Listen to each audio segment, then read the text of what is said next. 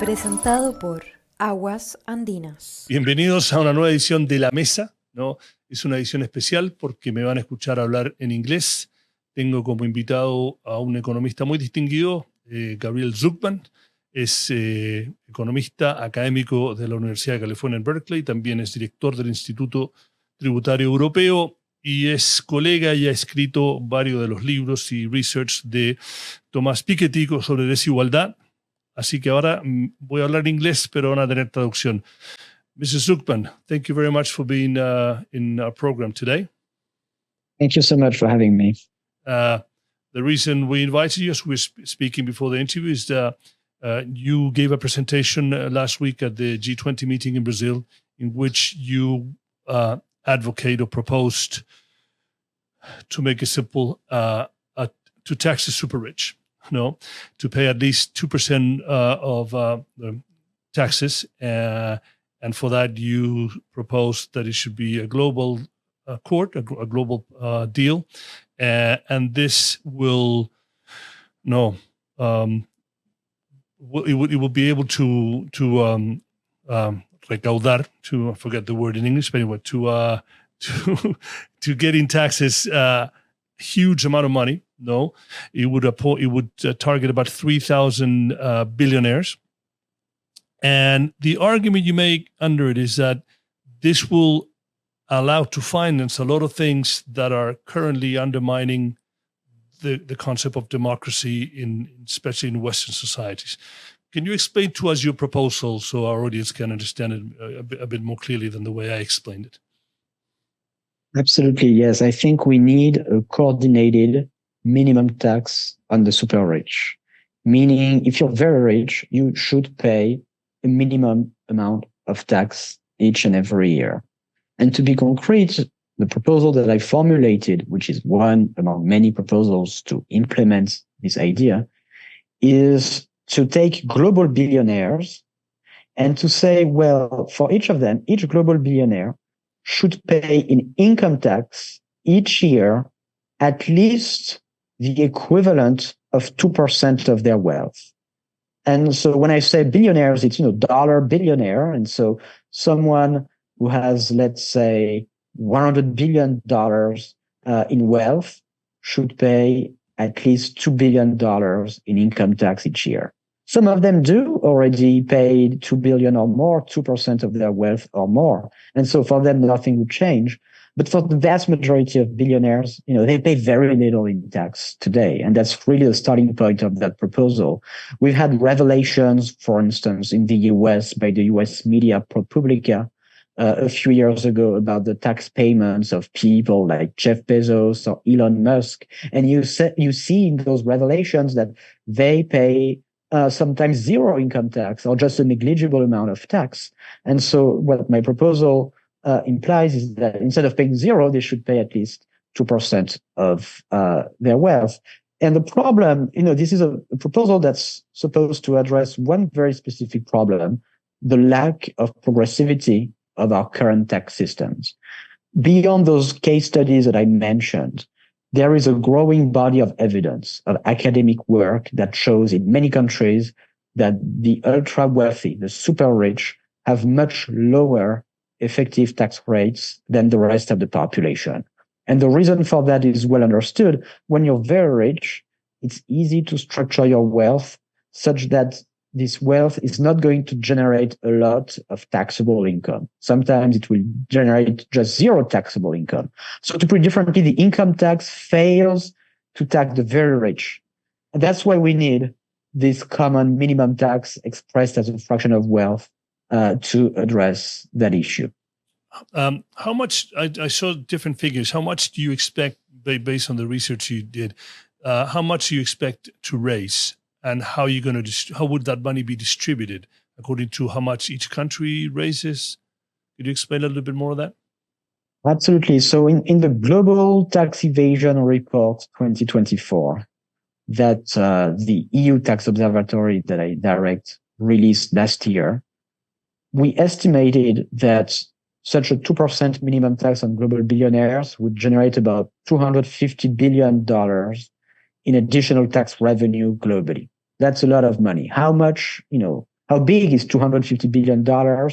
Well, look, according to the best estimates that we have, developing countries need an additional $500 billion annually in tax revenues to face the challenges of climate change.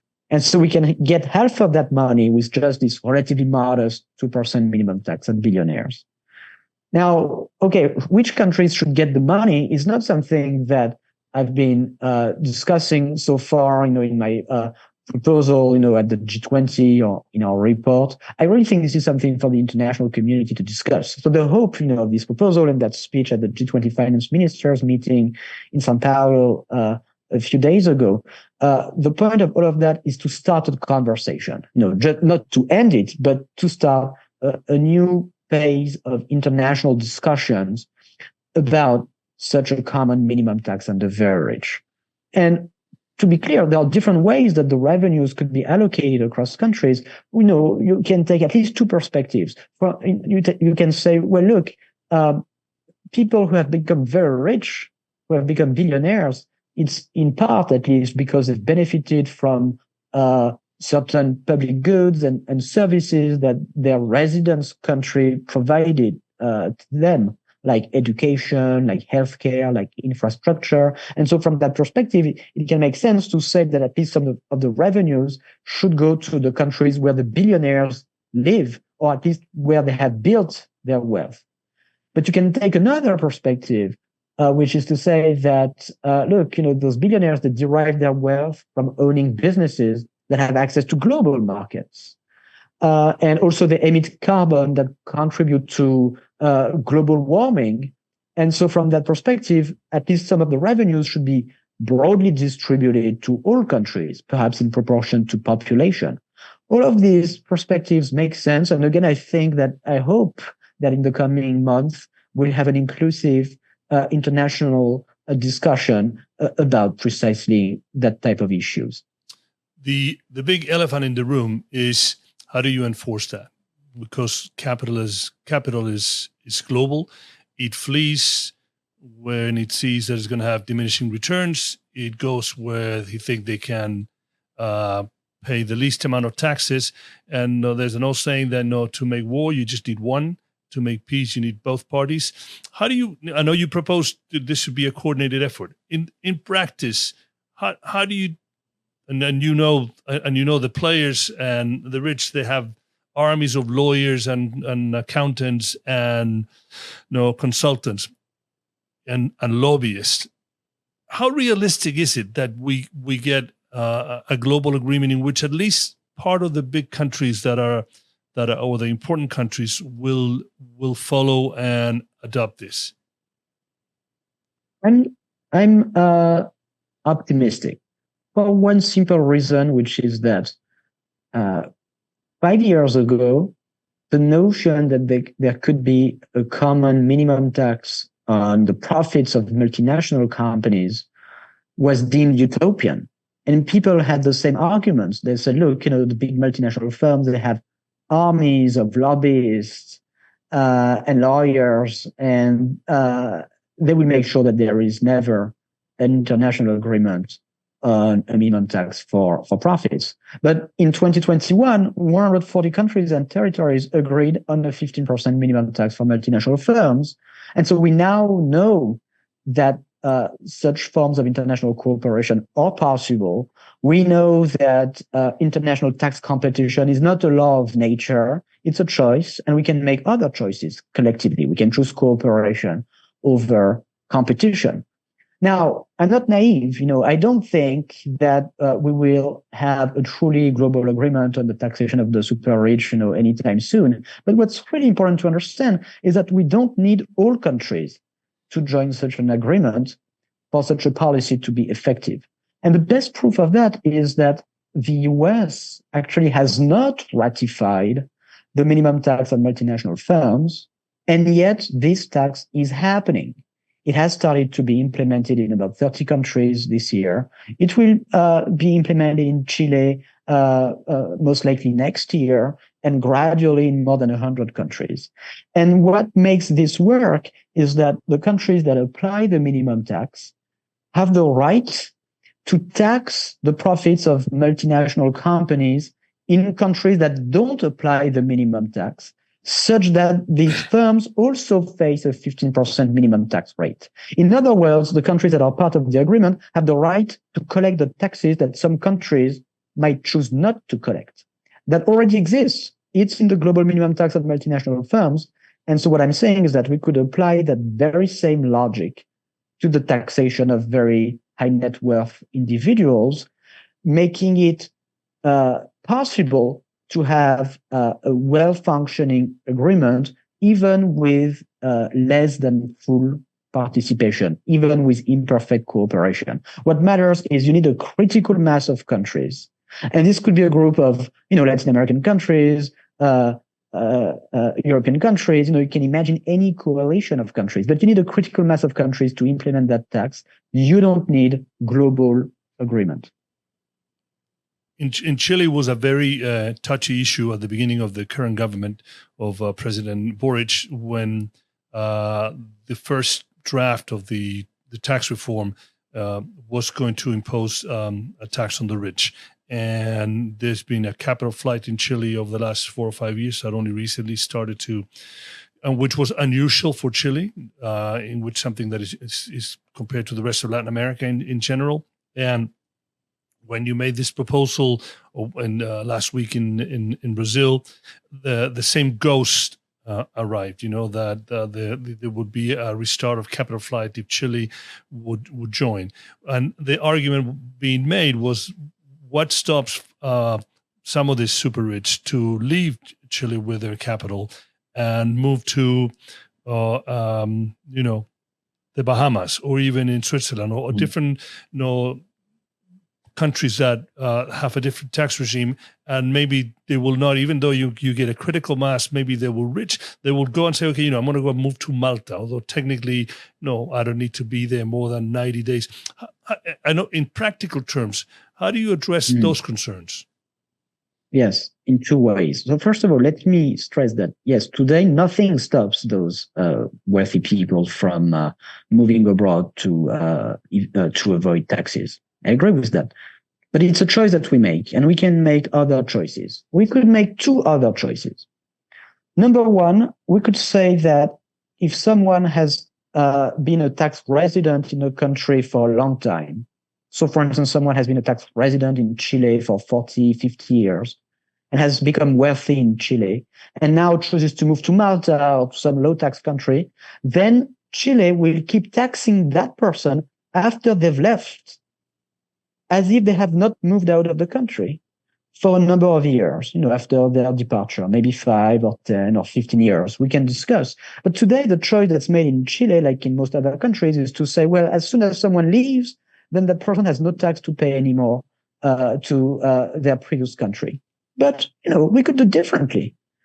So that's number one. Number two, we could say... By the way, that's very similar to the FIFA rule, in which you pay the transfer fee of a millionaire footballer in Europe, and part of that money goes to the club that player in Africa or Asia or in Latin America was from. I never thought of it that way. It's interesting. Sorry, I interrupted you. It has similarities with that, but it's even more comprehensive. It's even more powerful, because the idea, some countries already have some kind of exit taxes. When you move out, you have to pay a tax at the time of the exit, or the time of the transfer, so to speak. But what I'm proposing is more comprehensive and better than that. It's to say that after you've moved, you will keep being treated as a resident of your origin country for some years. And so any new income that you earn after you've moved will remain taxable in your origin country, with, of course, tax credits to offset any tax that you might pay in your new country, so that if you move to a high tax country, then you have nothing more to pay to your origin country. But if you move to a tax haven where you pay 0, then you would have to pay more taxes in your origin country on any new income that you earn. So you can do that. And number two, what you can do is you could say, well, someone who is a billionaire and lives in Malta, that person obviously has assets outside of Malta. Perhaps some assets are in Chile. Perhaps that person owns a company that has factories in Chile or that has, access to the Chilean market, that has customers in Chile. And so what Chile could say is, look, to the extent that you derive some of your wealth from Chile, in terms of market access, in terms of presence for the businesses that you own, or in terms of assets that you own, then you would have to pay some tax in Chile. The important point that's really essential to understand is that tax competition is not some kind of law of nature. It's really a choice. And we've made certain choices, since the 1980s, but those choices are not working. They are leading to a race to the bottom with capital taxation. They are leading to a situation of tax injustice where the very rich pay much less tax relative to their ability to pay than the rest of the population. And this is not sustainable. This can only undermine our democratic institutions. And what I want to say is that it is urgent to invent a new regulation of globalization and a new form of multilateralism that would put at the center of international economic cooperation the fight against those forms of harmful competition and those forms of injustice that otherwise can corrode democratic societies. That was the last question I was going to go now, is exactly that. You, in part of your arguments, and I've read other things you've written, is that this inequality is undermining the fabric of what, I don't think you use the word Western societies, but Western democracies, or democracy as, or what liberal democracies. And if we don't do something, we would end up with some sort of system in which you will have so much discontent that the very nature of democracy will be undermined. Is that a fair summary of what you say? Look, yes. I think, taxation is probably the tax system is probably the most important institution in modern democratic societies. In modern democracies, governments collect 30, 40, 50, sometimes up to 50% of national income in taxes. And this tax collection funds the public goods and services that are really the key engine of economic growth: education, healthcare, infrastructure. And making that system work in practice, it's a lot of income that's taxed and spent. Ensuring that this is done fairly is absolutely vital for the sustainability of our democracies. Okay. Mr. Zucman, I'm not sure how you pronounce it, Zucman, thank you very much. Muchas gracias. And I will finish in Spanish, just bear with me. Esta ha sido una entrevista con el economista francés Gabriel Zucman. Este ha sido un nuevo episodio especial en inglés para la mesa. Mr. Zucman, muchas gracias. Muchas gracias.